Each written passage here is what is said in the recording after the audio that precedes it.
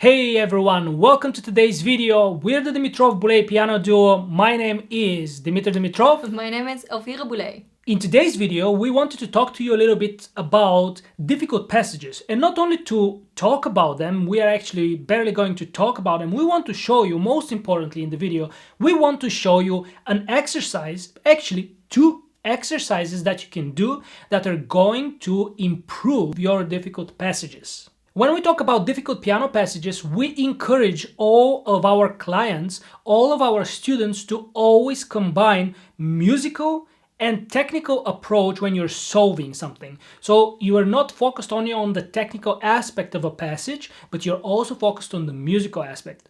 But of course, in this video, we can't cover everything, and we decided to focus specifically on the technical aspect of a difficult passage. Now, what we mean by a difficult passage is very simple. You're playing a piece and usually you would have different fragments that are difficult. But a passage is more like a sequence of notes. You have at least 4, 6, 8 or more notes that are just strung together, and that's difficult for you to play them because you get tired or you get stiff, you get sloppy. Things happen when you have a longer sequence. That's a difficult passage, a longer sequence of notes. And in that case, we want to show you, that's what we mean by difficult passage, and we want to show you two exercises that can help you a lot. These exercises are going to help you solve specific things. Let's say that you are playing your passage and you can't seem to find a way to speed up. You are practicing over and over again, but the passage just doesn't go faster and you want it to go faster. The other thing that you're going to accomplish with these exercises is play more even. Let's say you have a passage, but one note is faster, one note is slower, you just feel that it's very uneven. These exercises will help with that as well. Anyway, enough with the introduction of the exercise. You're probably already curious, what the hell are these exercises that are going to help me play better? We're going to show you right away. The piece I chose today to explain these exercises is the last movement of the Moonlight Sonata. You know the piece. And I want, because it's quite difficult technically, and you have really long sequence of arpeggios. That's exactly what I mentioned in the beginning of the video, that a difficult passage we consider something that has a sequence of notes, that are several notes that are strung together, that are really coming together, and you have a constant flow of notes. That makes it difficult, and a lot of people struggle with this. Now, aside from solving it musically, today, like I said, we're going to solve it technically. And the first thing I want to do is to explain the exercise, how the exercise works. We call it rhythms because it's a rhythmical exercise. It has a particular rhythm. And later on, Elvira is going to actually explain what the benefits of those rhythms are going to have, what the benefits are of those rhythms when you do them. And so how does the exercise go? It is actually quite simple. If you think about it, it goes like this. You have slow, fast, slow, fast, slow, fast, slow. That's the first version of the exercise, and I'm going to demonstrate. What I mean by fast, slow is slow, because the first note here is a rest, so that we count as the note that's going to be slow. And you get slow, fast, slow, fast, slow, fast, slow, fast, slow. Why I say fast, slow? Because the slow note you hold for a little longer, and the fast note you play faster. It basically, you can think of the exercise something as a dotted eighth note with a 16th note tied together. You can think of it like this: dotted 8th note with a 16th note, and then you repeat the pattern constantly. So one note is always on the slow side because it's a dotted 8th note, and then you get one note which is faster. Now, to ensure that you're doing this exercise properly, I demonstrated without metronome, but to ensure that you're doing it properly, use the metronome. Let's say I'm going to use a metronome marking that's 75, but of course that's very relative. Like, everybody is going to use different metronome marking for what your needs are, but for the sake of the example, I'm going to use 75, and you're going to hear how that works with the metronome.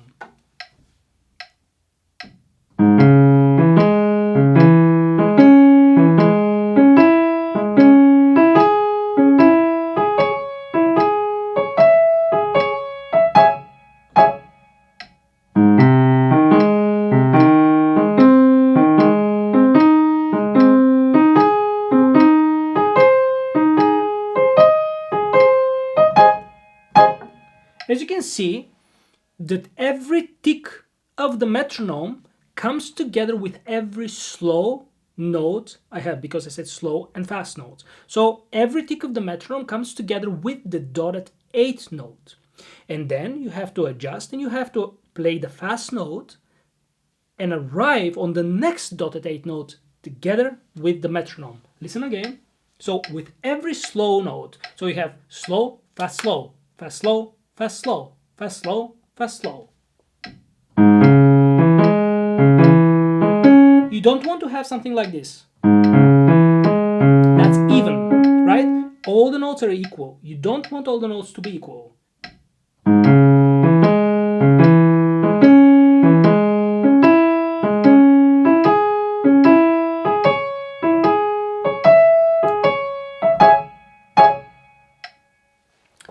That's going to be the first version of the exercise. Now, the second version, because it's going to be two exercises, the second version is the exact mirror of the first exercise.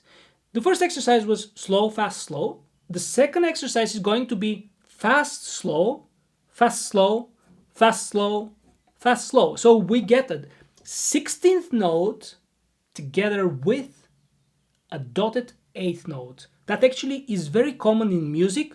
You're going to see that if you play a lot of pieces, you're going to see that it's a very natural rhythmic combination that composers use. So these two exercises are actually met in a lot of music that we play. So again, the tempo is going to be 75, but please make sure that you figure out, like, depending on your situation, on your piece, on your passage, and your skills, the tempo might vary. So it's not a fixed tempo, this 75 is just for the sake of an example. This time we're going to have, right, I'm going to first speak it. Fast, slow, fast, slow, fast, slow, fast, slow, fast, slow, fast, slow. That's how it's going to be also when you are playing.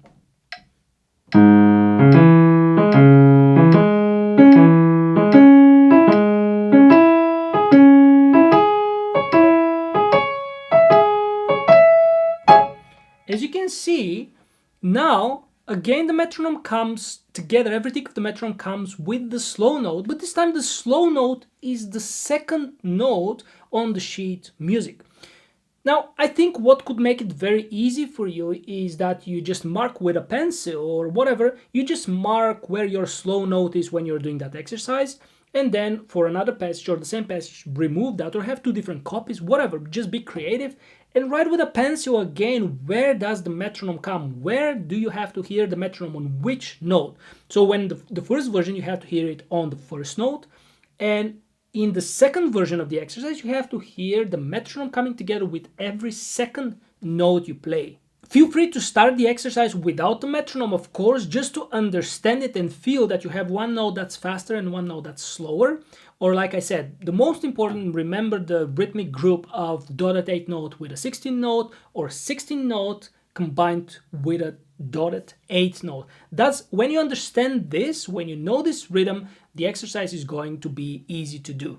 Now, aside from all the benefits of these exercises, that they're going to help your passages become more even, more regular, that you're going to be able to play a little faster, you are also going to bring variety into your practice routine. You don't want to do one and the same, and so this is going to make your practice a little bit more fun. You do something different, plus you're going to get nice results. The other thing that's very, very useful with these exercises is your rhythm is going to improve because you follow the metronome. And following the metronome with such exercises is going to improve so much your ability to follow a consistent and regular rhythm. So there are a lot of benefits. I don't want to get deeper into this, but trust me, you're going to benefit on a lot of different places with these exercises. Now, if you liked the video so far, don't forget to click the like and subscribe to our channel if you want to support us and help us grow the channel. And let's move on to the next things that Elvira wanted to explain. Okay, so I am going to also show the rhythms with a different piece, with a different passage. And the rhythms are pretty easy to understand, but to apply them to your passage can actually sometimes be challenging. I see this a lot with my students, that I explain the rhythms and that we're doing them together, but actually if they have to do them in a different passage, they are struggling a bit. And you saw that actually with the demonstration Dimitar did, the fact that, for example, the first note was missing, is already challenging how to apply then the rhythms. So I'm just going to show you with a different passage. The more passages I think you see and hear or do with your teacher in rhythms, the more you'll be able to apply them yourself as well. I chose the Mozart Sonata in C major, and it has a passage at the very beginning, which is just a set of scales, which I think is a perfect example of passages that students cannot get faster, or especially I think of an example of passages that are played irregular by students. So we're gonna start. We always actually start in Dimitar and I, we always start with the first rhythm as in long, short, long. But, you know, feel free to start with the other one. So rhythm number 1, the first note will be long, and then the second note will be short, the third note will be long, etc. You know the dotted rhythm. And I'm starting on the 8th note before that, and after that the passage starts, so also I will start with the rhythms. So my first note, which is the B, the first note will be long.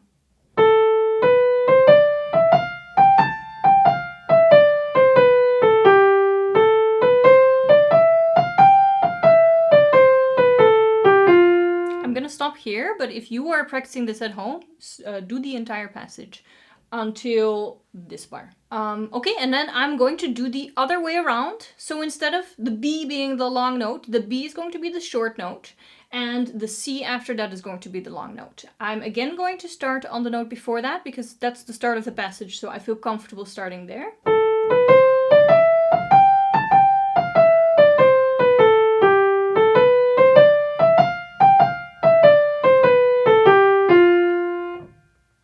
Now, as you notice, I'm doing it without the metronome, but I think that one of the main things I see, for me actually, when I was studying piano, these were like miracles for me. They really, really helped out my passage. It was like magic. I played the rhythms and honestly, it improved so much.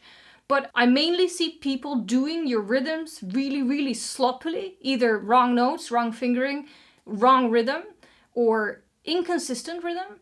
And then they just don't do anything. So you just saw me and Dimitar doing them. We are doing them very neatly, no wrong notes, and with a consistent rhythm.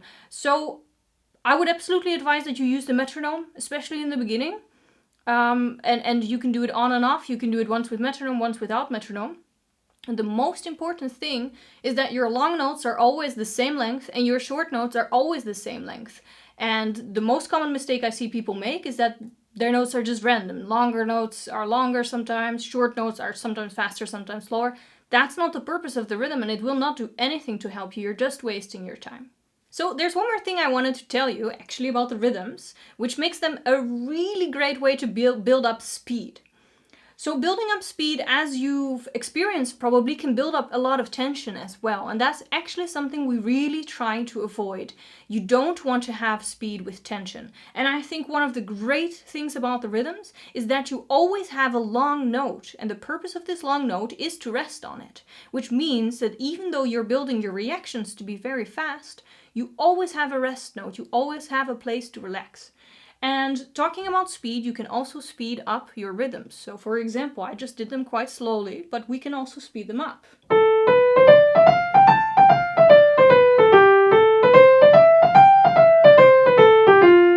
And the faster, of course, you do them, the more your speed in the real passage will also improve. Make sure, though, that you are ready to do these, that you don't have any wrong notes, and that you can follow your rhythm, of course, before you do them faster. They should be really easy for you in a slower tempo before you start increasing your tempo. So that is, I think, one of my favorite things about the rhythm, just the combination of fast reactions and relaxation, because that's what you want to build. A great technical speed with relaxation.